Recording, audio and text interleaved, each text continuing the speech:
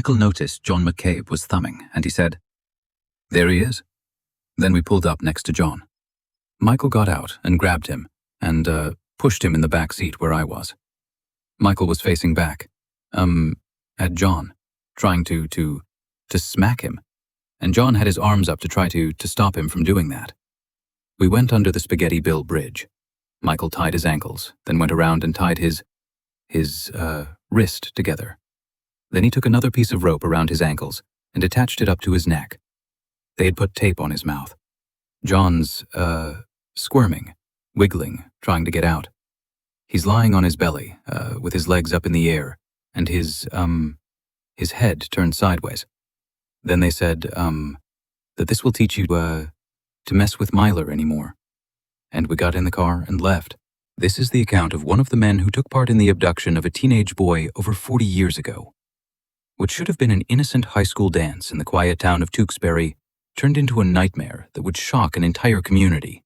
For more than 4 decades, his parents fought tirelessly for justice, refusing to let their son be forgotten. But when justice finally came, it was a bitter disappointment. One of the killers walked free, while the other faced only a conviction for second-degree murder. Over 40 years of heartache, of sleepless nights, and relentless calls to the police, and still the family was left with an incomplete verdict. Was this truly the end for a family who sacrificed everything to see justice done? Or would they be forced to live with this crushing injustice forever? Before we dive into this haunting story, let us know where you're watching from. And if you love cases solved after decades, don't forget to hit subscribe to stay updated on more stories. Tewksbury, Massachusetts felt like a place where everyone still knew their neighbors. With its quiet streets and close-knit feel, it was a community that ran on trust. People often left their doors unlocked at night. Kids were out on their bikes from morning until the streetlights came on, and nobody worried much about it. It was the kind of area where families settled down, built their lives, and genuinely believed in the safety and good nature of their town. This was the world John McCabe grew up in, a young boy full of life and promise. John Joseph McCabe was born on March 13, 1954, in Middlesex County, Massachusetts. His father, Bill, worked as an engineer, and his mother, Evelyn, was employed at the school library. He was the second of their 3 children, with an older sister named Debbie and a younger sister named Roberta. The family was remarkably close, sharing an abundance of love. Everyone described John as being full of life, a bit of a prankster. Debbie often recalled the time she opened her closet to find it full of grasshoppers, a mischievous gift from her little brother. Roberta remembered his love for the outdoors. His hands were perpetually dirty with soil, oil, grease, or remnants from the various animals he was always collecting. Like frogs. Once he even came home with a full-grown goose. By 1969, John was 15 years old. His youngest sister, Roberta, was 6, and Debbie, his older sister, was 17. The family resided in Tewksbury, also in Massachusetts. On September 26th, John had a school dance scheduled at the Knights of Columbus Hall. He eagerly asked his parents for permission to go, and they, seeing his excitement, readily agreed. He spent the entire afternoon preparing, showering, doing his hair, and even using his father's aftershave, despite being only 15 and not yet shaving. He left for the dance that night with the event scheduled to end at 11 p.m. He was expected home no later than midnight. By 11 p.m., his mother, Evelyn, began watching from the window for his return. Midnight passed, and he was still not there. Growing increasingly anxious, Evelyn climbed into her car, driving to the school and circling the area, calling Jay's name, but found no sign of him. She then drove through all the surrounding streets, shouting his name from the car window, to no avail. John was nowhere to be found. Desperate and aware that something was wrong, Evelyn drove to the nearest police station to report her son missing. Officers took down the information, though they could offer little assurance. 1960s policing norms often required waiting before treating a teenager's disappearance as urgent. Still, Evelyn insisted something was terribly wrong. When she returned home, a chilling premonition settled over her. She spent the rest of the night awake, praying for John's safety. The following day, September 27th, 3 young children were cutting through a vacant dirt lot on Maple Street in the nearby town of Lell, only a 30-minute drive from Tewksbury, when they made a horrific discovery. In the middle of the lot lay the body of a teenage boy, no older than 15 or 16. The sight left the children terrified, and when officers arrived moments later, they were met with an equally disturbing scene. The boy had been bound and gagged. Realizing they were looking at a teenage male, investigators immediately began checking all missing person reports filed in the surrounding towns. One report quickly drew their attention. A mother named Evelyn had come in the night before to report her 15-year-old son missing after he failed to return from a school dance. The details she provided matched the boy found in the lot. With that, police identified the victim as John McCabe and prepared to notify his family. After the discovery and the body's identification, police arrived at the home of Bill and Evelyn McCabe. Due to the gruesome nature of Jay's death, they chose not to disclose the full details to Evelyn directly. Instead, they took Bill downstairs to the basement, informing him that his 15-year-old son's body had been found. Tape covered Jay's mouth and eyes. His ankles were tied together with rope, and his wrists had been tied separately. Another piece of rope connected his ankles to his neck. As they relayed this information to Bill, Evelyn, possessing a mother's intuition, knew immediately that the police's presence meant something was terribly wrong with her son. He was a prankster, but he would never play a prank that involved not coming home and making his parents worry to this extent. There was a vent in the bathroom that allowed her to hear everything being said in the basement. She lay on the bathroom floor, pressing her ear to the vent, and heard every single detail. She then lay there sobbing uncontrollably. Bill was the one who had to go and identify his son's body. The weight of that task was almost unbearable. Evelyn stayed upstairs, clinging to a thin thread of hope. But when Bill returned, the expression on his face told her everything. Before he said a single word, she broke down instantly, her legs giving out beneath her. In the hours that followed, Evelyn could barely speak. When officers tried gently asking her a few additional questions, she kept repeating through tears, "I never should have let him go. I should have kept him home.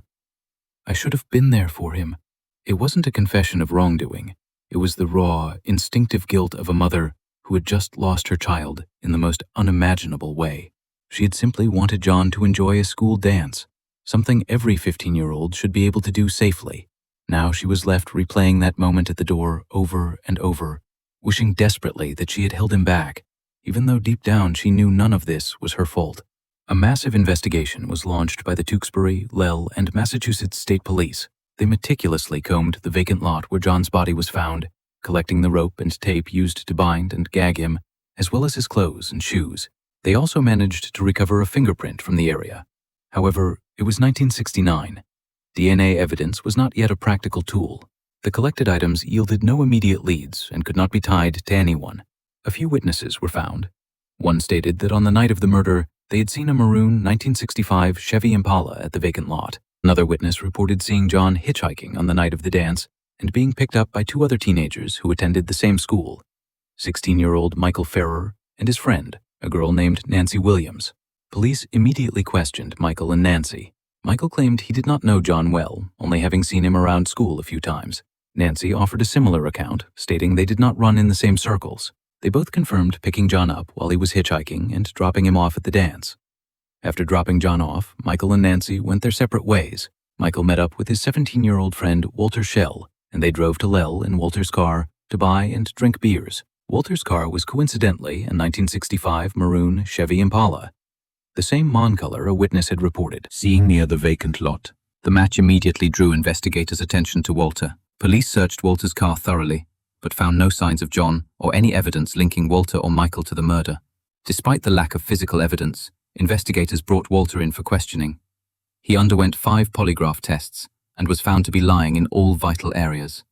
However, polygraphs were considered unreliable in court, and without corroborating evidence, the police had no basis for an arrest. It became another dead end. The following year, in 1970, both Michael Ferrer and Walter Schell joined the armed forces. Police continued to investigate other potential suspects, including local drug dealers, known pedophiles, and other teenagers from John's school. But these avenues produced few significant leads. They also looked into a 25-year-old man named Robert Moley, who reportedly suffered from some mental illness and knew both Michael Ferrer and Walter Shelley. Moley was named a suspect in connection with Michael, but when the lead on Michael faded, so too did the investigation into Moley. Years passed, and the case grew cold. There was a desperate lack of evidence, few solid leads, and no concrete developments. It was not until 1974 that another suspect emerged, Richard Santos. He was flagged by the Tewksbury police after committing a crime eerily similar to John's murder. Santos had abducted a young girl on Route 38, bound her feet, tied her hands behind her back, and duct-taped both her mouth and eyes. Despite the parallels, investigators could not find any direct link to Jay's murder, and this lead too eventually fizzled out. For 26 agonizing years, from 1974 to 2000, the case remained cold. Evelyn continued to set a place for John at the dinner table, a daily ritual that painfully reminded her of his absence. She often imagined him sitting there wondering, did he call for me? What kind of mother was I? I wasn't there for him. In a 2000 interview, Evelyn reflected on those years, saying through tears, I don't think I've had a whole night's sleep since it happened. Bill, meanwhile, documented John's short 15 years in meticulous detail, creating a permanent record of both his life and his death. Writing was his way of holding on to his son's memory. He once remarked in the same interview, I think we had every right to be proud of him. I always visualized him as being a big shot somewhere. John Joseph McCabe, my son JJ. Though he never got to see those dreams realized, recording them brought him a measure of comfort. Evelyn, throughout all those years, kept John's childhood savings, a cherished reminder of him. She remembered thinking, I almost put it in the casket with him, but then I decided to hold on to it, and when I see him again, I'll give it to him. Bill and Evelyn prayed every single day for justice for their son. They never gave up hope, never ceased their efforts. Bill was relentless, constantly calling the police, trying to ensure they remembered John and continued to investigate his case. His tireless efforts over decades with no developments kept Jay's memory and case. Finally, in November of 2000, a development occurred. It came from one of John's childhood friends, Jack Ward. Years earlier, Jack had promised Bill that he would inform him if he ever heard any information about John's murder. Jack knew many of the people John knew, making him a potential conduit for information. He had promised to always keep an ear out, and he did. In November 2000, Jack attended a cookout with a group of people he and John had gone to school with. Michael Ferrer was also present. As everyone sat, eating, drinking, and chatting, Michael suddenly blurted out, I know who killed John McCabe. Jack immediately confronted him. Hold on a minute, he demanded. You can't just say that and not say who. Who is it? Michael then claimed it was Walter Schell, explaining that Schell had killed John because he was jealous. The reason for the jealousy, Michael elaborated, was a girl named Mara, who was 13 years old at the time of the murder. She had been dating Walter Shelley back then. Walter and Mara later married for a brief period before divorcing by the time of the cookout. Apparently, Mara may have had a crush on John at the time of the murder, which had infuriated Walter, who was known to be a very jealous person. That is like extreme, Jack thought to himself. Jack, of course, immediately went to Bill McCabe and shared this shocking information. Bill diligently wrote down the names and called the police, informing them of Michael's confession. Despite Michael's shocking confession at the 2000 cookout, the police initially did not take the lead seriously. It took 3 years of persistent calls from Bill before, in 2003, investigators finally arrived at Michael Ferrer's home in Salem, New Hampshire, about 16 miles from Tewksbury. Michael was now working as a forklift operator and living with his wife, Nancy Williams, the same girl who had been with him that night in 1969 when they picked John up. Michael presented a very different version of the cookout conversation. He claimed that Jack Ward had had too many drinks that night and was repeatedly going around saying, Shelley did it, Shelley did it, about John's murder. Michael recounted to the detectives that he had simply said, yeah, he did, or, yeah, he probably did, just to make Jack stop. He insisted he had never said anything about Mara or Walter being jealous, that he maintained was merely Jack's own theory. With no corroborating evidence to dispute Michael's account or confirm Jack's, the situation was reduced to a he said, she said dilemma. Once the case went cold, 4 more years passed. In 2007, a new district attorney for Middlesex County, Jerry Leon, was sworn into office. The Littell County Police Department approached him with John's cold case, urging him to look into it. Investigators had recently reviewed all the old files again and noticed a new name had inexplicably appeared in Michael Ferrer's 2003 interview. A name that had never been mentioned before in any previous statements. In that interview, Michael had recounted the same story about the night of the murder. John was hitchhiking. He and Nancy picked him up and dropped him off at the dance. And then Nancy and he went their separate ways. He had then claimed he met up with his friend Walter Schell to drive around Lell and get some beers. However, this time, he had suddenly thrown another name into the mix. He stated that it wasn't just Walter Schell he was with.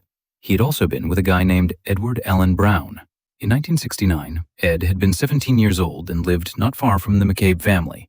Michael Ferrer and Walter Shelley had consistently been persons of interest throughout the investigation.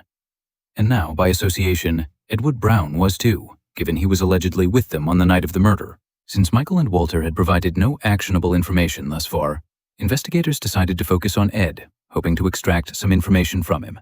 Edward Brown had since moved away to New Hampshire and had retired from the Air Force. In 2007, police tracked him down. They went to his house and spoke with him, but Edward claimed he knew nothing about the matter, stating he had never even heard of John McCabe. This claim struck investigators as ridiculous. John's murder had been a prominent local tragedy, widely known in Tewksbury. For someone who lived right down the road from the McCabes and ran in the same circles as kids who went to John's school, to claim complete ignorance was a massive red flag. Yet, if he chose to lie, there was little investigators could do. Feeling deflated, they left the interview, believing he was hiding something, but having no means to prove it. Shortly after they departed, Edward's wife, Carolyn, called them. "I think my husband's lying to you," Carolyn told the investigators. "About 25 years ago, he actually told me that he had been involved in the murder of a young boy." Her revelation was staggering. Yet, despite Carolyn's call, Edward continued to deny any involvement, and there was still no evidence to prove he was lying directly about John McCabe. Once again, the case hit another dead end and went cold. The McCabe family, however, continued to fight for justice, enduring repeated glimmers of hope, only to see them extinguished. The emotional toll of these constant setbacks, year after year, must have been exhausting. Finally, in 2011, a new detective was assigned to the case. Detective Linda Coughlin.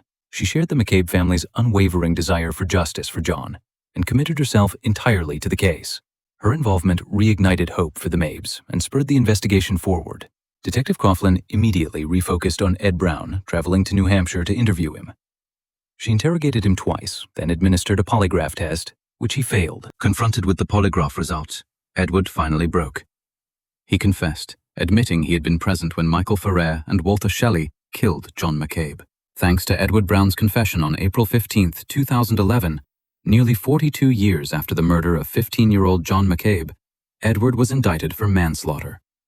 Walter Shelley and Michael Ferrer were indicted for first-degree murder. Bill and Evelyn McCabe were notified immediately. Bill, upon hearing the news, crumpled over the table and began to cry. For 42 years, he had tirelessly fought for this day.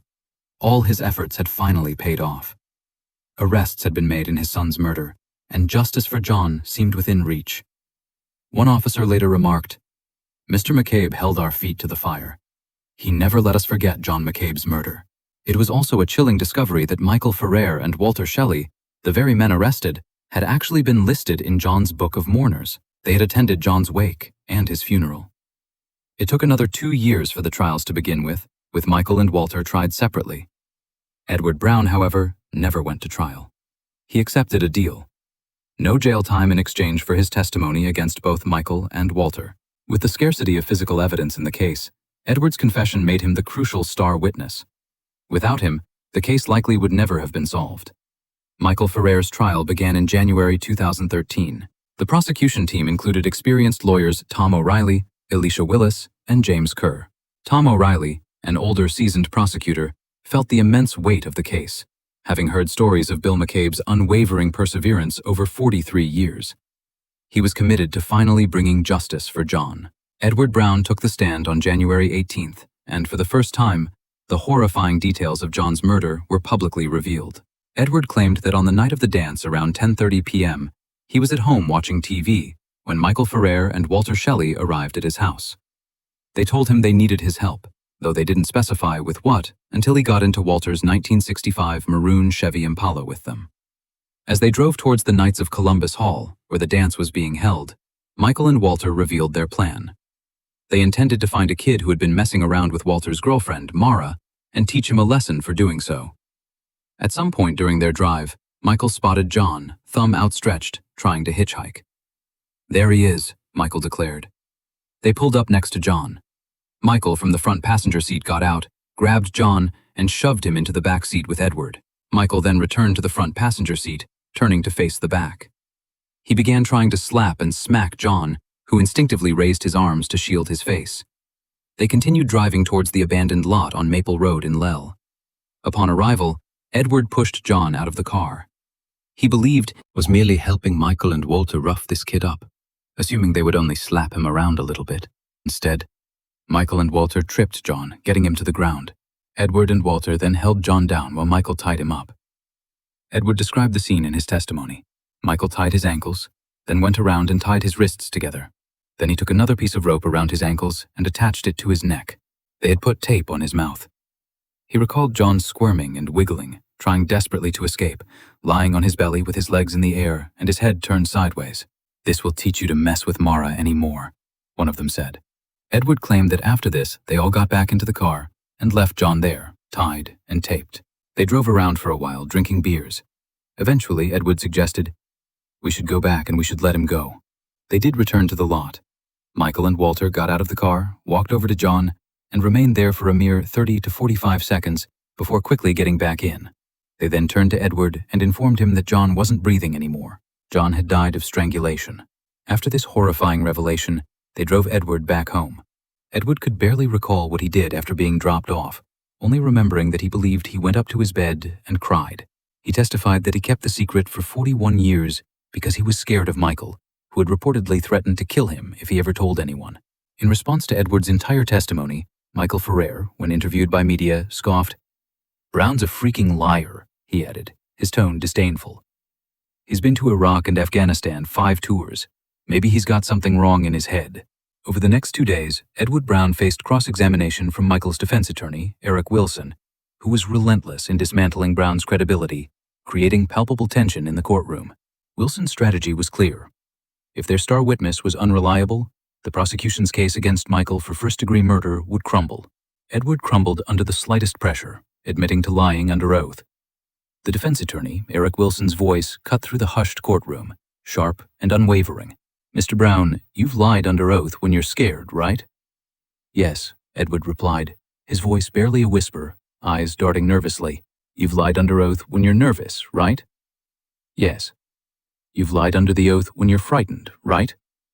"Correct." Wilson leaned in, his gaze piercing. "And you still can't get your facts straight about that night, can you?" "No," Edward admitted, shoulders slumping. "You were fed information that it was a dirt lot, right?" "Yes." "You were fed information that it was near a railroad tower, right?" "Yes." "And you're being told that Shelley was jealous over Marashina, right?" "Yes."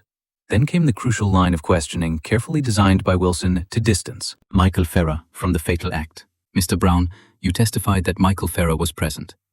You even said he helped hold John down, perhaps tied his ankles or wrists. But can you under oath definitively tell this jury that Michael Ferrer was the one who tied the rope around John McCabe's neck, the rope that connected to his ankles, strangling him?" Edward hesitated, his gaze falling to the floor.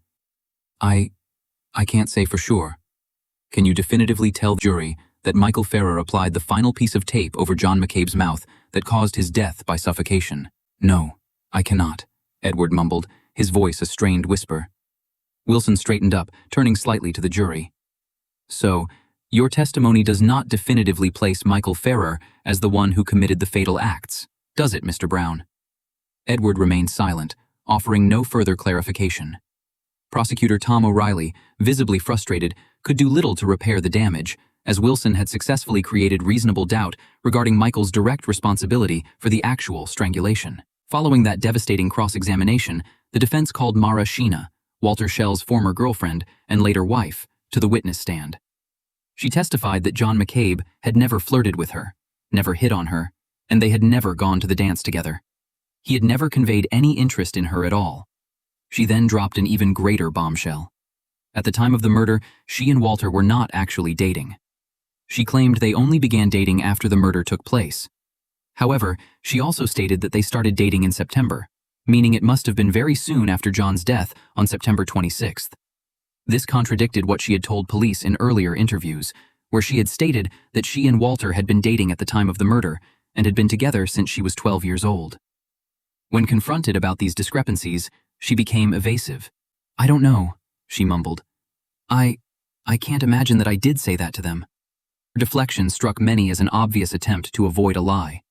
Michael's defense attorney, Eric Wilson, seized upon this, arguing that if the core motive of jealousy for Michael was unproven and even the relationship timeline was shaky, it further undermined the prosecution's ability to prove Michael's intent for murder. John's sister later reflected on Mara's testimony, stating, "Why lie about dating someone unless it was because of her that John was murdered?" Many in the courtroom suspected Mara simply wished to avoid any responsibility or perceived blame, even though Walter's actions were clearly his own. Even if they had only begun dating after the murder, it was plausible they had been seeing each other or in the talking stages beforehand. And Walter's jealousy over John's potential interest in Mara still could have been the motive. Mara confirmed she did go on to marry Walter Shelley, but they later divorced because she explained he was a very violent man. When asked on the stand if he was a jealous man, she responded without hesitation, absolutely. During the trial, the defense also called Detective Linda Coughlin to the stand. They accused her of having tunnel vision and overlooking investigative reports that might have pointed to other suspects, specifically naming Richard Santos and Robert Moley. Moley had at one time been labeled a strong suspect in a police report. However, Detective Coughlin clarified in her testimony, yes, he was. But in that same report, Michael Ferrer was labeled the prime suspect. Bill McCabe, then 85 years old, also took the stand. It took every ounce of his remaining strength to make it to the witness box, a moment he had waited 43 years for. "Good morning, Mr. McCabe." Prosecutor Tom O'Reilly began, his voice softening with empathy for the man who had fought so long. "Do you remember September 27th, 1969? "Yes, sir," Bill replied, his voice strained. "How old was John on that day?" "He was 15 years, 6 months, and 2 weeks. At the end of the trial, the jury deliberated for 5 grueling hours. When the verdict was finally read, the tension in the small courtroom was suffocating Bill McCabe. Already frail from the decades-long fight, could not remain in the courtroom. The stress of the trial, the immense weight of expectation, and the visceral fear of a negative outcome were too much. He retreated to another room, convinced his heart could not withstand a not guilty verdict. His fears were realized. Michael Ferrer was found not guilty. As the word "not guilty" echoed through the room, a collective gasp rippled through the gallery. Michael Ferrer, who had maintained a facade of detached nonchalance throughout the trial, allowed a slow, chilling smirk to spread across his face. He exchanged a brief, triumphant glance with his defense attorney, Eric Wilson, a subtle nod confirming his vindication. It was a moment of profound, infuriating injustice for anyone who had followed the case. A stark reminder that presence at a crime scene was not always enough for conviction. If direct action leading to death could not be proven beyond a reasonable doubt, Evelyn was left to break the devastating news to her husband. She was terrified to tell him, knowing how fragile his condition was, and how much this setback would crush his spirit. All he had wanted was justice for his son, and the entire process had been an immense strain on him for 43 years. She worried the shock would be too much. When she told him, Bill broke down. 4 days later, his heart gave out. His family believed his death was a direct result of the immense stress and heartbreak from the trial. He was laid to rest beside John. Before he passed, Evelyn made a solemn promise to him. She would take over the fight and do everything in her power to get justice for their son. "I still don't believe Bill is gone," she said, her voice filled with grief. "I can still hear him snore in the night and then I feel the bed is not there." Walter Shell's trial began 7 later, on September 3rd, 2013. He was 61 years old at the time, remarried, and had been living just a few miles from the McCabes. Defense attorney Stephen Neon represented Walter. The trial, with prosecutors Tom O'Reilly, Alicia Willis, and James Kerr again leading the case, presented much of the same evidence and witnesses as Michael's. However, the prosecution, learning from the previous acquitter, strategically refined its approach. Their case against Walter would hinge on a legal principle known as joint venture under Massachusetts law. A person can be found guilty of murder if they knowingly participate in a crime with others, even if they don't personally deliver the fatal blow. The prosecution needed to prove that Walter was not just present, but was an active and willing participant who shared the intent to harm John. Their strategy was to portray Walter not merely as a participant, but as the jealous and violent instigator who orchestrated the entire attack. During Edward Brown's testimony in Walter's trial, the prosecution pressed him on the sequence of events and Walter's commands. Brown's testimony remained consistent with his earlier statements regarding Michael's direct actions, but prosecutor Tom O'Reilly skillfully used it to establish Walter's greater culpability. "Mr. Brown," Tom O'Reilly began, his voice ringing with conviction, "you've stated that Michael tied Jay's wrists and ankles, but tell the jury who was the one who ordered John to be tied. Who was the one driving this lesson?" Edward hesitated, then looked towards Walter Shelley, who sat stony-faced. "Walter. It was Walter's idea," he said, "to teach him a lesson." O'Reilly pressed on, pacing before the jury. "And when the rope was used to connect John's ankles to his neck and the tape applied to his mouth, even if you cannot say whose hands performed the final twist or press, who was the instigator? Who was the one whose jealousy drove this entire horrific event? Walter, Brown affirmed, his voice clearer, leaving no doubt about the hierarchy of the crime. Walter, unlike Michael, appeared more withdrawn, his face often etched with a grim, anxious expression throughout the proceedings, occasionally flinching as O'Reilly connected his words to the brutal reality of John's death. The prosecution meticulously built its case, connecting Walter's confessed extreme jealousy over Mara, further bolstered by Mara's testimony about Walter being very violent and absolutely jealous, directly to his role in orchestrating and directing the fatal assault on John. Tom O'Reilly argued forcefully that even if Walter didn't personally tie every knot or apply every piece of tape, his clear motive and instigation of the violence made him directly responsible for Jay's death under the principles of joint venture. He presented Walter as the architect of the murder, with Michael and Edward as his unwilling or coerced participants in the initial stages. Yet after 2 days of deliberation, the jury found Walter Shelley guilty of first-degree murder. Evelyn was not in the courtroom when this verdict was read. Fearing another not guilty decision after such an identical trial, she too had chosen to leave. But it was not to be a repeat. Walter Shelley was found guilty of first-degree murder and sentenced to life in prison. In March 2016, Walter Shelley's verdict was reduced by a judge to second-degree murder. The sentence was life imprisonment, but because the crime occurred when he was under 18, he could be eligible for parole after a period of time under Massachusetts state law. The judge stated that the heft of the evidence falls more squarely on second-degree murder. This meant Walter would be eligible for parole after serving 15 years, making him eligible in 2028. John's sisters and other family members immediately vowed to oppose any of Walter Shelley's bids for parole. A few months later, on August 12, 2016, Evelyn McCabe passed away as well. The McCabe family hoped that Evelyn and Bill were now finally at peace with their son. The senselessness of John's murder for no other reason than a jealous young man remained a profound tragedy. He was only 15 years old, a young boy excited for a school dance, who had spent an entire afternoon getting ready, showering, doing his hair, and even using his father's aftershave. The night that was meant to be filled with youthful fun and excitement instead ended in horrifying, heartbreaking violence. The outcome of the trials also left a lingering frustration. Michael Ferrer, despite being implicated by Edward Brown's testimony and his undeniable presence, was found not guilty because his defense attorney, Eric Wilson, successfully argued that the prosecution could not definitively prove Michael carried out the direct, fatal actions. Unlike Walter Shelley, who was identified as the primary instigator, Michael could not be retried, a fact that deeply troubled the family. Those who witnessed Michael Ferrer in interviews found his attitude dismissive and cocky about the entire affair, a stance that deeply angered many. While Walter Shelley's conviction brought a measure of justice, the reduction of his sentence to second-degree murder meant he would be eligible for parole in 2028, just 3 years from the present day. John's family remained resolute in their vow to oppose his release, continuing their tireless fight even after the deaths of Bill and Evelyn. The long, agonizing journey for justice for John McCabe, spanning over 4 decades, was a testament to his parents' unwavering love and perseverance, a fight that ultimately cost them their own lives. Thanks for being here and listening. Don't forget to hit the bell for our latest stories. Stay safe and take care with your loved ones.